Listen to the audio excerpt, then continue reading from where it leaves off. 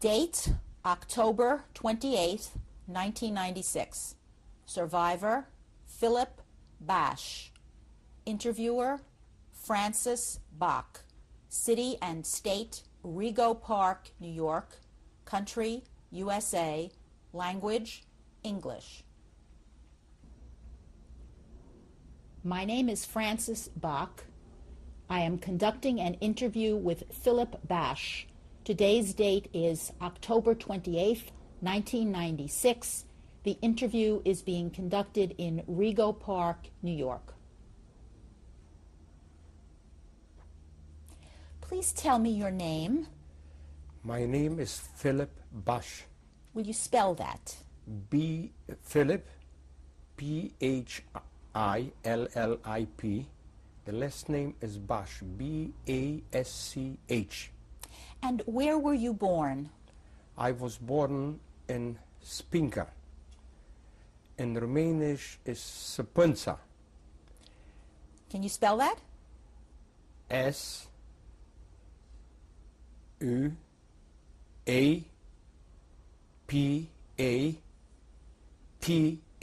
Săpânța. And when were you born? February 2nd, 1923. And how old are you now? 73. Mr. Basch, tell me something about your hometown and the Jewish community there. Yeah. My hometown originally is not a city, it was a small village which about 250 families lived there.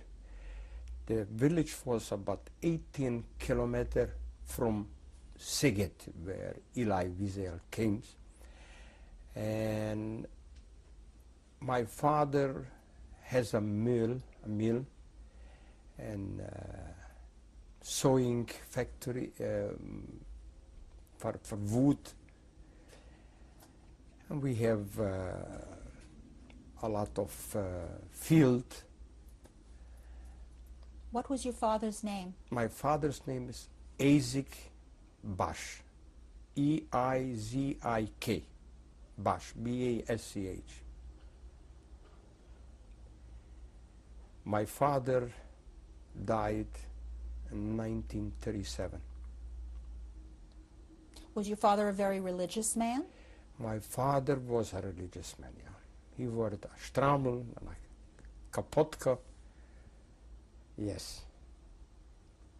And tell me about your mother. My mother, her name was Hanna Halpert. In Hungarian they call her Janka Halpert. She came from originally Hungary, from Hajdúnánas, city near to Debrecen. About 15,000 people lived there. She was the rabbi's daughter. Her father was Ben Zion Halpert. He was the rabbi of the city. He has 5 daughters and 2 sons. My mother got married to my father in 1918 from Hungary to Săpânța. They married, I cannot tell you the month, but in 1918, when the Austria-Hungarian Empire was falling apart, and everybody was grabbing from that part, the Romanian came in and they occupied. Yeah. My mother was a young girl, age of 20, when she got married. After she got married to Săpânța, after 8 days, 10 days, we can say she was only 10 days after the wedding, it was a free robbery. The local people was going to rob him because it wasn't not Hungary, not Romanian. And one night they came over to our house. That's my mother told me the story, come over to the house, and they run away, and they was hiding in the neighbor on a place where the cows are. They did not find them. She was running out in the middle of the night only in the pyjama with my father. That time she was so scared. She got sick, and all of her life she suffered from heart problems. She got a heart problem. She came from very famous rabbis. Her grandfather, my great-grandfather, his name was Yisrael Ephraim Fischl, like my name, and he was a very famous rabbi in the whole county where he lives. It's a matter of fact, there is a sefer, a book that he gave out, he called it Afsa Eretz. What about your father's family? Was that also a famous rabbinical family? My father's family comes also, was a famous rabbi,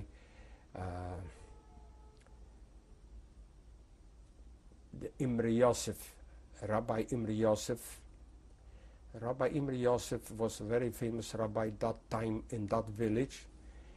He married 3 times. First 2 wives died. The 3rd wife was my grandfather's sister. And also his name was the Rabbi Yosef Meyer.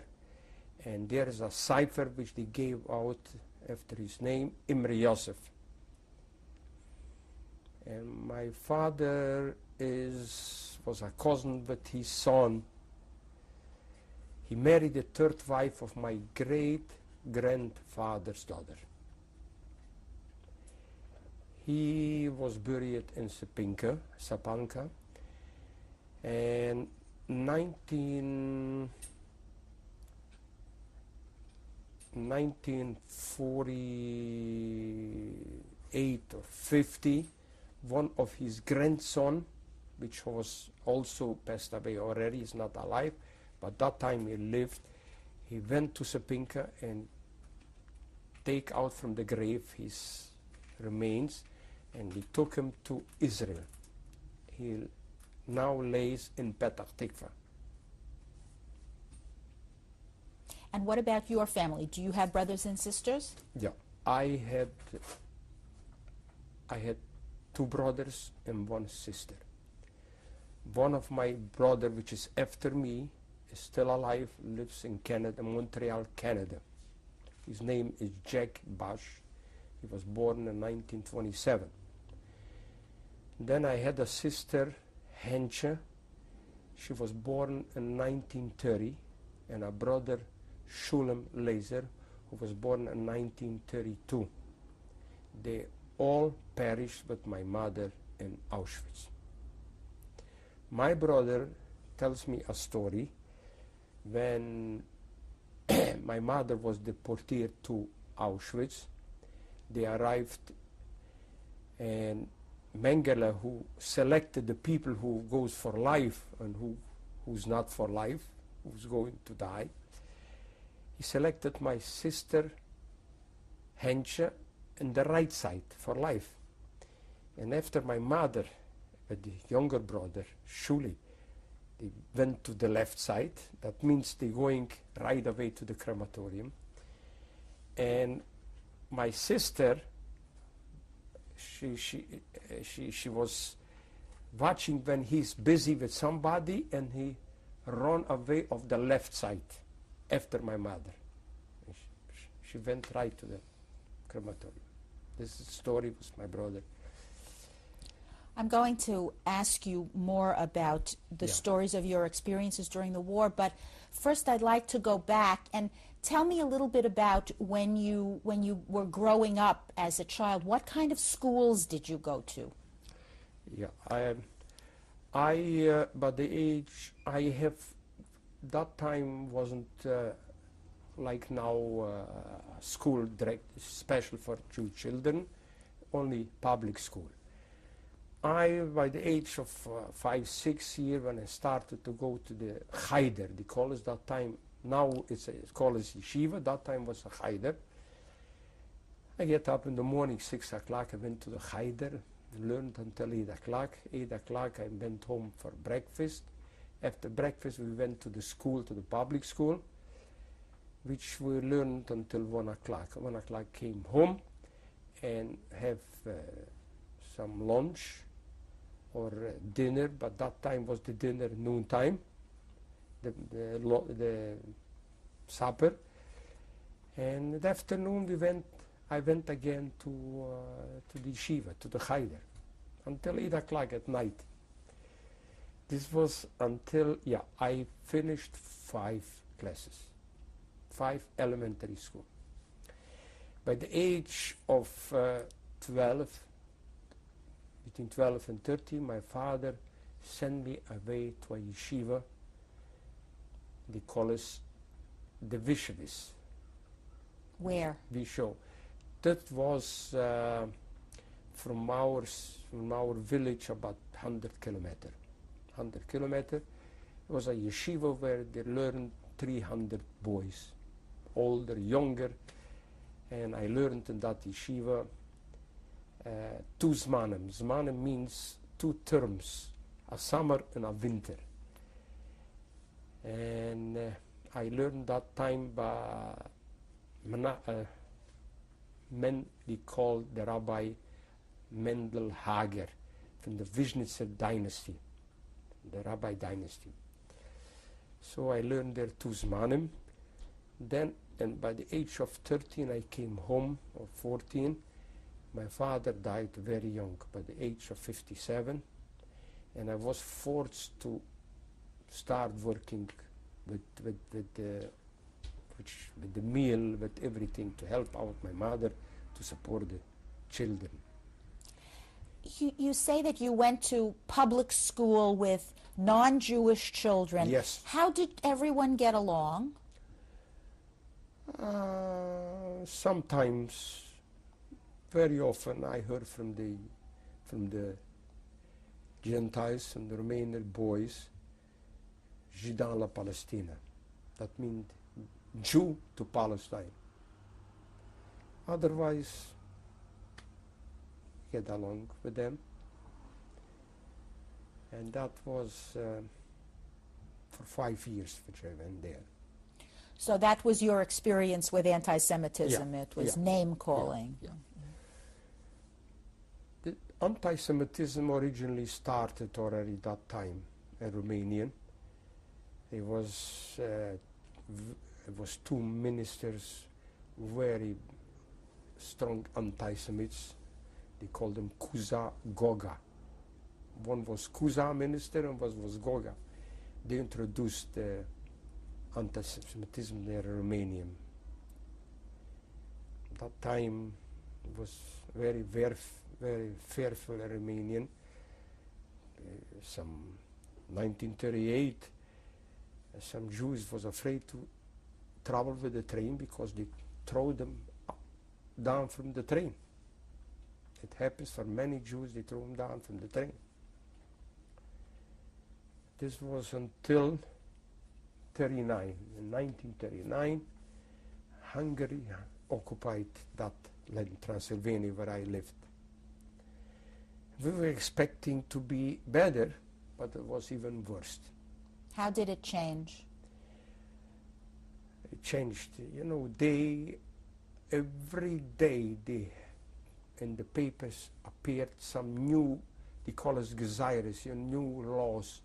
A Jew is not allowed to buy this, a new Jew is not allowed this, a Jew, every day.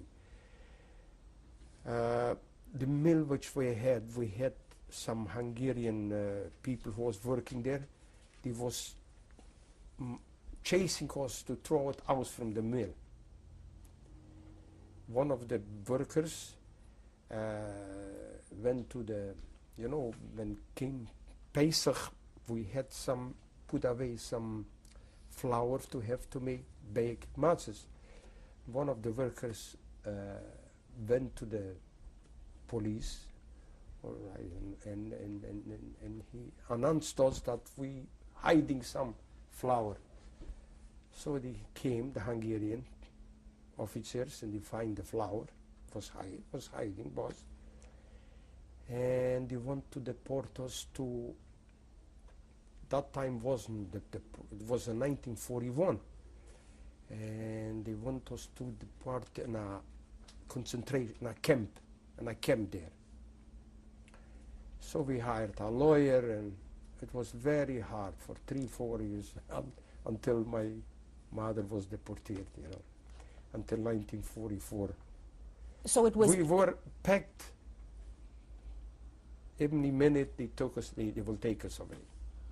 Okay, so you were very frightened all Very this time. frightened, yeah. Were you able to successfully fight this attempt to deport you because you hid the flour for the matzah? What happened? We couldn't fight. We hired a lawyer, but too much we couldn't do. Because the anti-Semitism was very big. I was beaten up from young Hungarian boys many times. Were there restrictions on where you could go, how you could travel? The restrictions introduced only in 1944, April 17, when the Germans came in, the occupied Hungarian. Then was restrictions, we cannot travel, we cannot go. We cannot go after 11 o'clock, we can go for 2 hours. Otherwise, if you want to buy something on the market, no, only after 11. And when we went to buy after 11, you couldn't find anything anymore. Let me take you back before the Germans came in, when the Hungarians were still in control. Yeah. What did you know about what was happening with the war? I was informed with the war which goes on the Russian front, there in the battlefields. But what's going on in Germany, what's going on in Poland with the Jews, we didn't know. We didn't know nothing.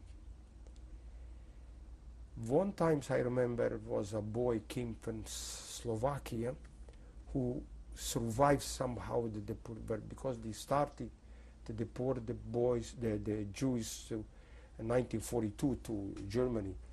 And he survived somehow. He came to Hungary. It was by us in our house, and he told the story which we couldn't believe. This can be, like I am telling the story in Auschwitz. You would say, that cannot be. How can that be? Did there come a time when you actually lost the mill and your businesses? Yeah, they took away the mill. Tell me about that. They took away the mill, and they gave it for one of the workers from there. And I worked in the mill, and they gave me a little flour, so we just to survive. When was that? 1943. They took away the mill. Yeah. So you continued to work there? To work there, yeah. Were you compensated in any way for Nothing. this? Just, he gave us just to survive.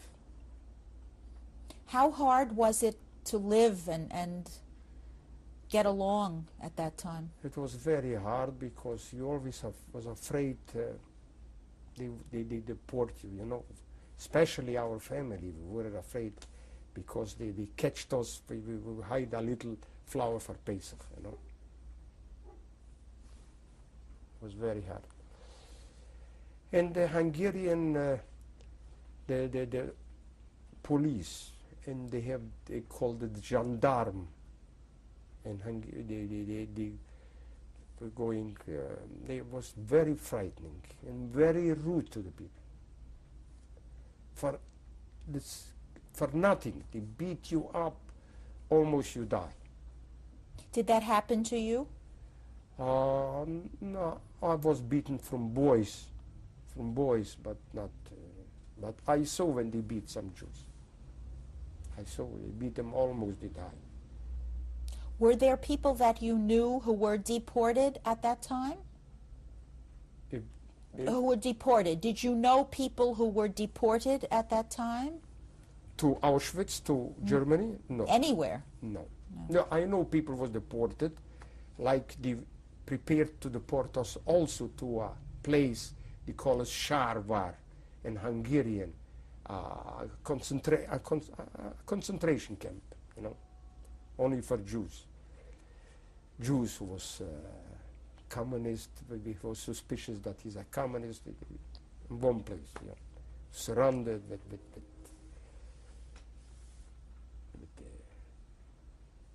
Hungarian police, you know. Were you still able to celebrate Jewish holidays at this time? Yes, yes, yes.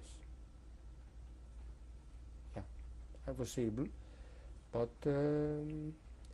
when the Germans came in, then it was a very short time when they came in April. After 4 weeks, they start already to pick up the people in ghettos, to put them in ghettos. Yeah. How were you able to bake matzahs for Passover? Matzahs, that time wasn't factories.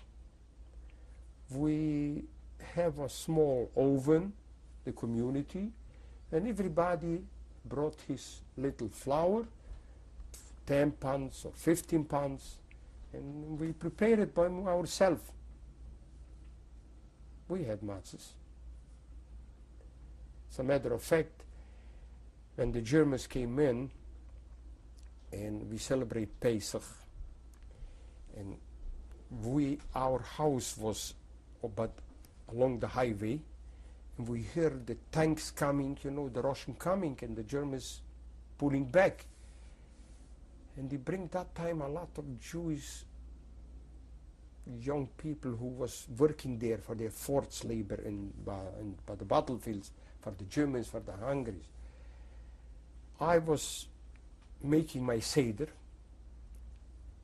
like, you know, celebrating Pesach. And when I'm going to open the door for a Hanuvi, you know, by the Jewish Hanuvi, one of the guys was passed through the highway, come in, can I get something, a drink? I was in Jewish. So who are you? I said, they bring us now down from the battlefield. And I find out he was a cousin. He married a cousin of mine. And this was in 1944? 44, yeah. And we give him matzah, we give him this, and after that he left. Yeah. But we was able in 1944 to eat Pesach. Regular. But it was very frightening when the Germans come in. Did you have any warning that the Germans were coming? No. No. No. We didn't know nothing. Didn't know nothing. We just heard, and the whole village was one radio.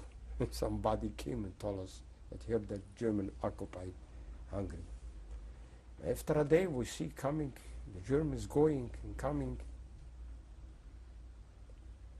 Then they introduced the Hungarian to even, you know, the Hungarian, the police and the whole, you know, the mayor and everything, they changed from one night to the one night, like you are today as civilized, the other day like an animal.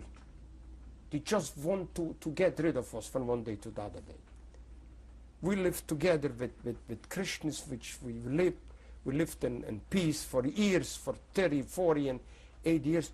And the other day they want already to get rid of us, to out from the house. He should put his hand on our possession. Yeah.